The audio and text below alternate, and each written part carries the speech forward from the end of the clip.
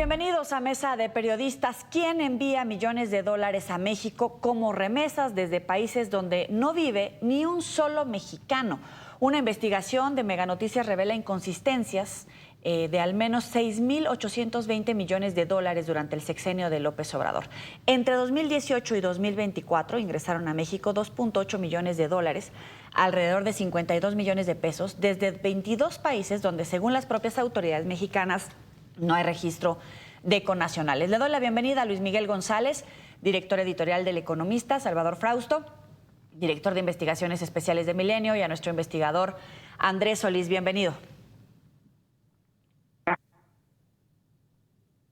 Arrancamos contigo, Andrés. La sola duda llevaría no solamente a la unidad de investigaciones de Meganoticias a investigar a fondo, como lo han hecho otros medios de comunicación, sino también, evidentemente, al gobierno federal.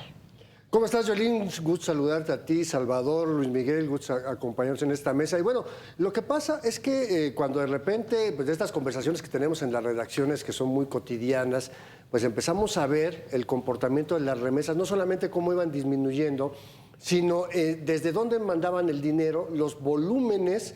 Y eso fue lo primero que nos empezó a llamar la atención, la gran cantidad de recursos que empezaban a llegar de ciertos países, que el puro nombre de los países era lo que nos llamaba la atención. Y entonces la pregunta inmediata en la unidad de investigación de Meganoticias fue, bueno, ¿y quién vive ahí? Y empezamos justamente a revisar la base de datos del Instituto de Mexicanos en el Exterior, que depende de la Cancillería mexicana, que lleva el registro precisamente de las personas que tienen residencia legal en ciertos países o en el país que sea.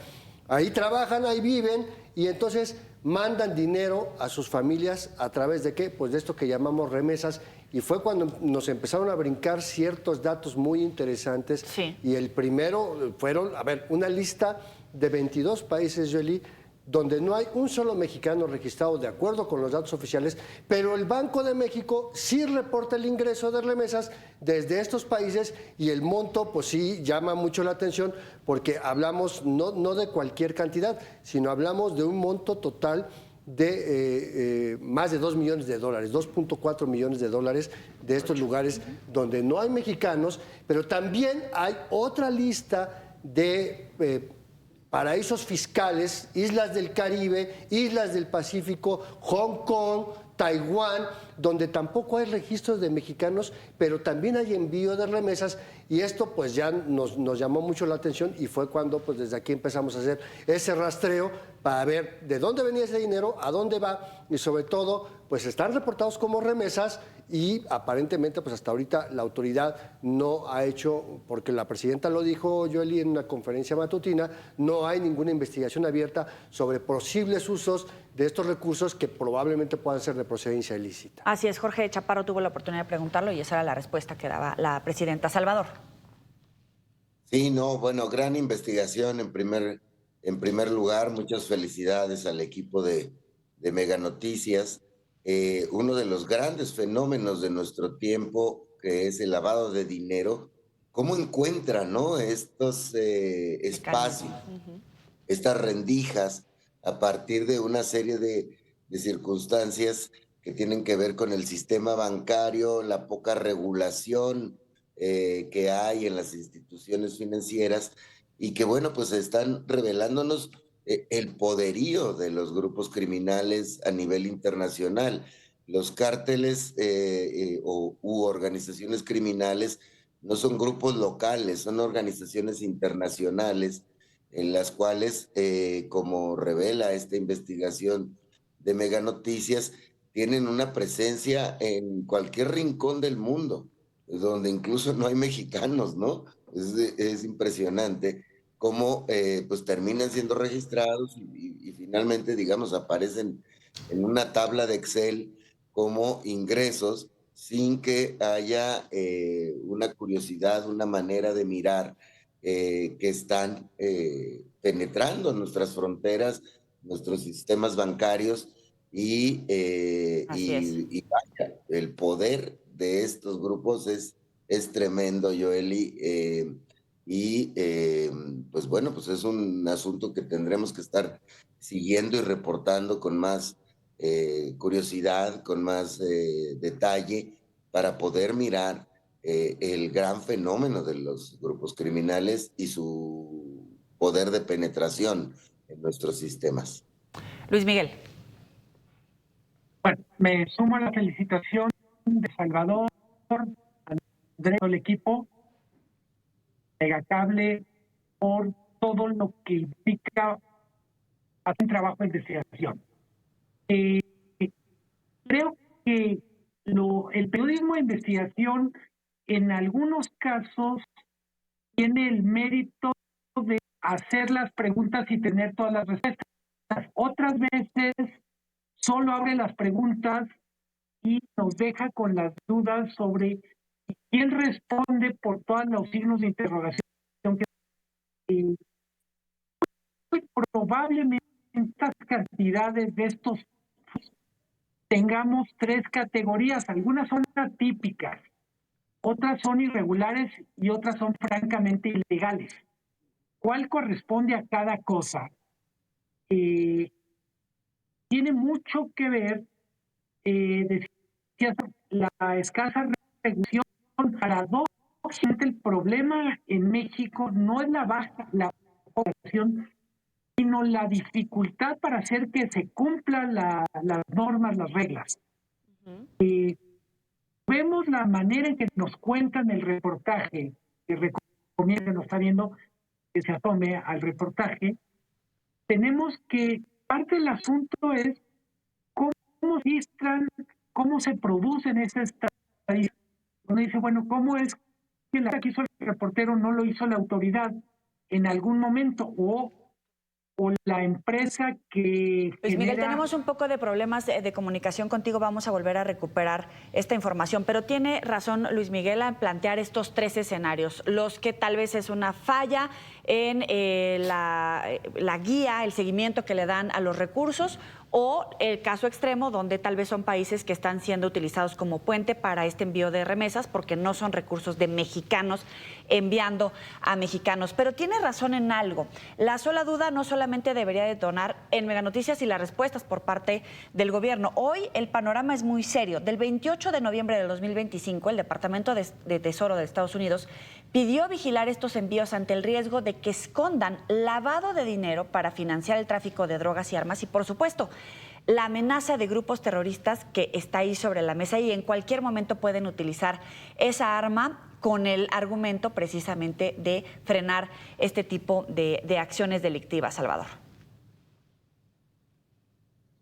Sí, es muy interesante. A mí me parece que al revisar, al informarme con el reportaje de Mega Noticias, me queda claro que hay ciertas instituciones que deberían fortalecerse en el futuro inmediato. Es decir, por ejemplo, los servicios, digamos, de policía internacional como la Interpol. Hemos visto cómo no funciona la ONU ante las embestidas intervencionistas de Donald Trump.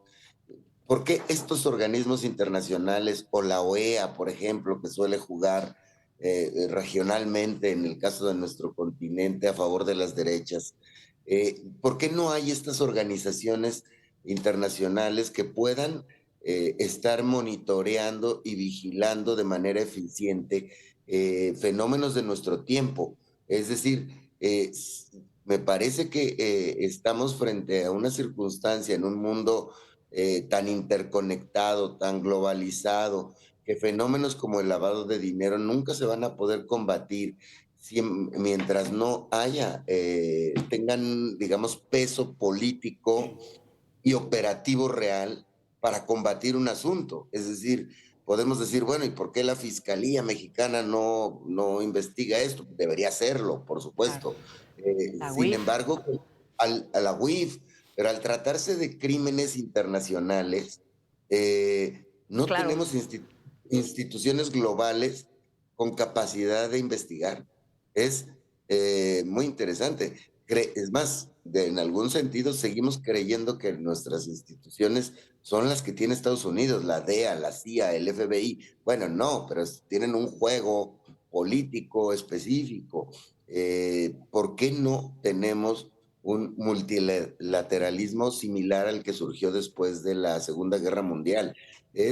son temas bastante nuevos, digamos, pero que requieren de esfuerzos conjuntos internacionales para poder atacar este tipo de problemáticas en las que vivimos ya en el día a día. Así es.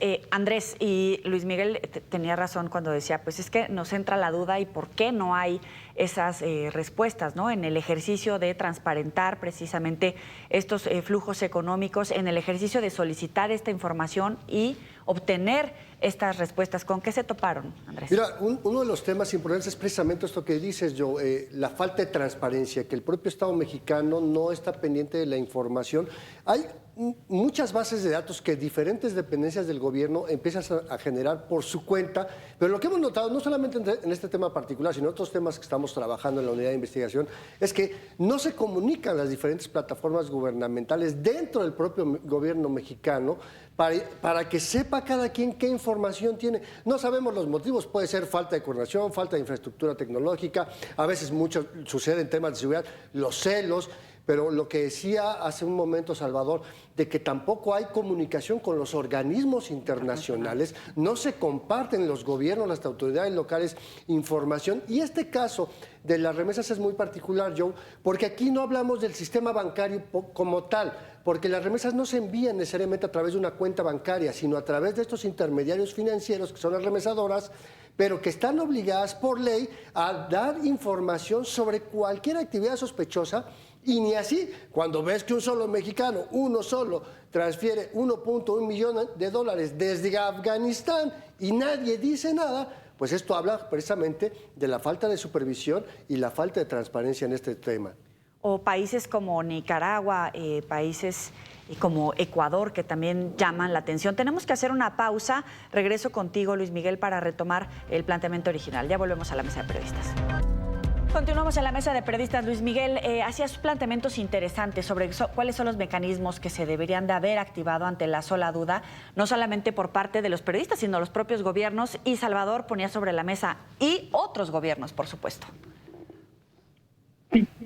Al final, en teoría, tenemos mecanismos internacionales e internos, me refiero a internos, gubernamentales, privados, pero en la práctica tenemos muchos agujeros, muchas dudas. Creo que el enorme mérito del trabajo que presentan es que hay que poner atención a esas de Estados Unidos, que es con remesas de otros lados. Y yo diría otra cosa, es no necesariamente tiene que ver con crimen organizado. Podemos hablar de evasión fiscal. Podemos hablar incluso de financiamiento político a ONGs. En última instancia, lo que tenemos es un sistema financiero que es muy complejo, con varios actores. Están las empresas de remesas, casas de cambio, bancos, casas de bolsa, y literalmente en cada uno hay oportunidades para hacer trampa que tienen que ser acotadas por los reguladores. Creo que hay un tema con los reguladores de capacidades.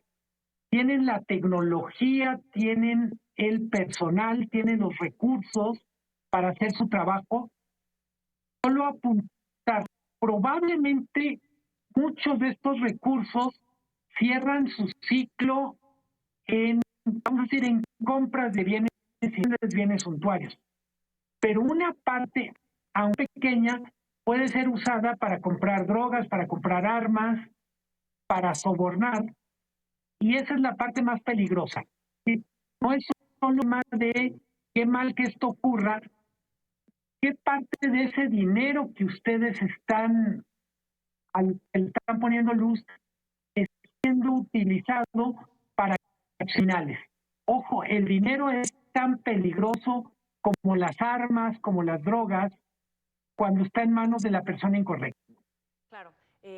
Hay un dato interesante en esta investigación que encabeza Andrés, es que un migrante en Estados Unidos envía en promedio $4,584 al año. En cambio, en 2022, desde Nicaragua, 372 mexicanos enviaron un promedio de $259,000.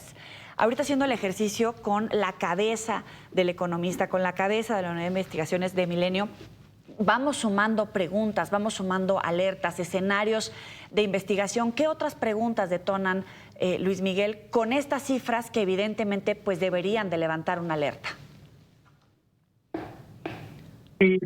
Lo primero es, ¿cuándo esas operaciones? ¿Quién es la contraparte en Nicaragua?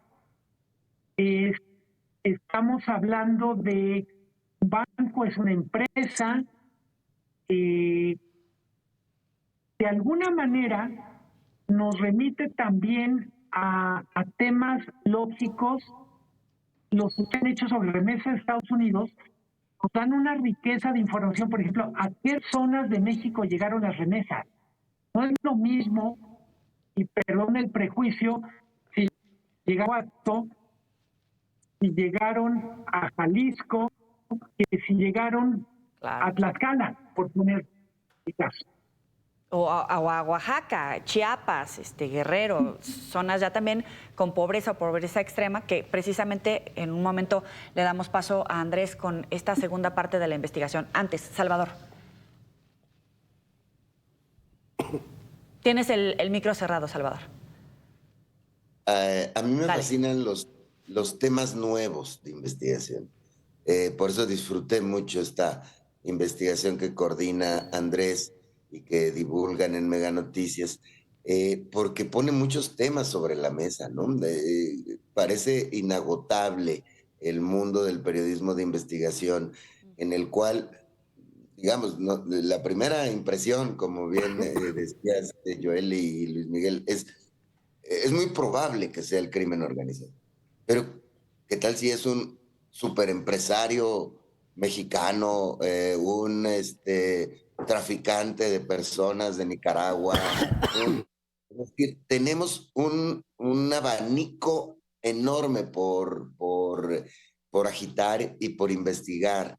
Es como el tema que sacaba el New York Times sobre encuentran balas del ejército gringo en las pistolas de los narcos mexicanos, ¿no? Es decir, caray, pues si solo lo puede vender el ejército gringo, ¿cómo llegan balas de esas características cuando se supone que hay mucha regulación en los Estados Unidos?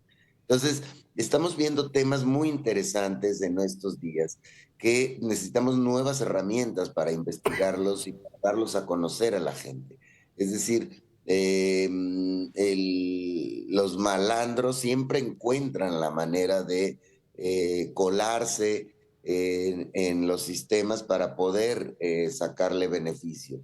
Entonces, yo creo que hay ahí una beta de temas muy interesante para seguir, y que de aquí en adelante tenemos un reto los periodistas investigadores, que es capacitarnos en acercarnos a economistas para tratar de entender fenómeno. ¿Por qué alguien lava dinero y para qué? Como dices, Joel, ¿y dónde llega? No es lo mismo que llega a Tlaxcala que a Jalisco. Claro. Pero algo nos dice cada dato. Es lo más emocionante del periodismo de investigación, que cada dato nos dice algo. Nos detona preguntas, que es en realidad el ejercicio, y también a nosotros, por lo menos en lo personal, me llamó la atención que a veces caemos en el juego es que a la gente solamente ya le gusta leer un hilo, ¿no? Cierta cantidad de palabras, pero cuando vemos los contenidos, tanto en El Economista como, por ejemplo, en Dominga, nos damos cuenta que hay gente que sigue gustando de este tipo de investigaciones, de este tipo de contenidos, y son las historias que está rastreando, en este caso, Andrés, las que nos lleva a estas grandes revelaciones y tratar de acercarle información útil a la gente. Andrés, ahora sí, voy contigo. No, bueno, solamente retomar un poquito el tema de lo que decías, Joely, de los envíos desde Nicaragua. Estamos hablando de estos $259,000 per cápita, pensando en que el total de mexicanos que viven en Nicaragua mandan la misma cantidad, porque si supiéramos realmente cuánto manda cada quien, podríamos inclusive pensar que son 2 o 3 que quizá manden más dinero, como lo mismo que sucede en el caso de Ecuador. Y son países que llaman mucho la atención por la tensión política y diplomática que hay actualmente con el gobierno mexicano. En el caso de la población en Ecuador, que son alrededor de 1,500 mexicanos registrados allá, estamos hablando de 193,000 dólares per cápita también en Ecuador, que mandan a nuestro país y tampoco sabemos el destino final. Y es parte de lo que tú me preguntabas hace un momento. ¿Qué estamos haciendo ahorita en la unidad de investigación? Estamos rastreando cómo llega el dinero estado por estado, municipio por municipio, año por año, para poder ver qué ha cambiado en nuestros municipios. Si han mejorado, si siguen siendo pobres, qué cambios han visto con respecto al Coneval en términos de infraestructura, de acceso a la salud, de educación, de carreteras, de conectividad satelital, etcétera, etcétera, para ver si efectivamente estas remesas sí llegan a donde llegan o queda abierta otra duda de quién sabe quién las está recibiendo. Así es, y bueno, para concluir, ¿qué tareas se le deberían de quedar al gobierno mexicano a partir de estas y otras revelaciones que evidentemente debe de tener en el radar frente sobre todo a la revisión del TEMEC, la presión que está haciendo Estados Unidos y que aquí pues hay carnita para esas armas que podría utilizar en contra de México? 1 minuto para cada uno. Salvador. Sí, yo insistiría en fortalecer instituciones nacionales e internacionales. En el caso de México es pues la Unidad de Inteligencia Financiera, la UIF, el SAT, el Banco de México, es decir, fortalecer y mirar estos nuevos fenómenos, o no tan nuevos, pero que empezamos a ver cada vez con más claridad, que están ocurriendo. Y después, al tratarse de crímenes de carácter internacional, pues el fortalecimiento de, ¿por qué no tenemos una OEA útil, una ONU útil, una Interpol útil? Es decir, tenemos que tener ese tipo de instituciones y ahí me parece una oportunidad para la América Latina, que se muestra con cierta unidad frente a las embestidas de la bestia herida que se llama Donald Trump, y genera cierta unidad. Bueno, encontremos caminos, encuentren caminos, júntense, que Ecuador y México se pongan de acuerdo, no importa que sus presidentes sean de ideas distintas, ideológica o políticamente. Es decir, la América Latina podría generar un combate a ese tipo de asuntos y a lo mejor descubrimos que un porcentaje amplio, con esto termino, es un narco gringo. Hablemos de los narcos gringos, que no existen cárteles en Nueva York. Ya te la habíamos perdonado. Luis Miguel. Creo que hay 2 cosas. La actividad más fuerte de remesas viene de Estados Unidos. Ver qué cosas de lo que está ocurriendo con países exóticos están ocurriendo en los flujos con Estados Unidos. Y segundo, me quedé pensando, no necesita haber mexicanos residentes en un país. Yo ampliaría qué empresas mexicanas tienen operaciones en esos países. Porque en algunos casos es más relevante que haya una persona moral en el sentido de una empresa operando en el Congo, en Ecuador, Nicaragua, a que haya una comunidad mexicana grande. En general, creo que la otra cosa, ya que estamos en plan de pedir que las autoridades fueran más transparentes. Mucho del tema que tenemos que hacer como periodismo de investigación tiene que ver con una cosa muy básica, y es los gobiernos son opacos, son poco transparentes, me atrevo a decir, son poco didácticos respecto a lo que hacen. No necesariamente cuando hay opacidad hay tranza, pero sí hay esta mala costumbre de no dar cuentas, de no explicar qué es lo que ocurre adentro de la cocina de la administración pública o de las entidades financieras. Andrés, un minuto. Rápidamente, Joely, yo creo que sería dejarle a la presidenta esta respuesta que ella misma dejó al aire, ¿no? Decir que no hay investigaciones al respecto. Creo que aquí hay por lo menos indicios para que el gobierno mexicano pues empiece a hacer una verdadera investigación. Andrés Solís, Salvador Frausto, Luis Miguel González, gracias a los tres. La idea precisamente es exponer estos caminos, estas áreas de investigación y que cada uno de las personas que nos hacen el favor de acompañarnos pues pueda desarrollar su propio punto de vista. No se pierda la investigación de Remesas Fantasma, un trabajo de Mega Noticias. Que tengan buena tarde. Nos vemos la próxima.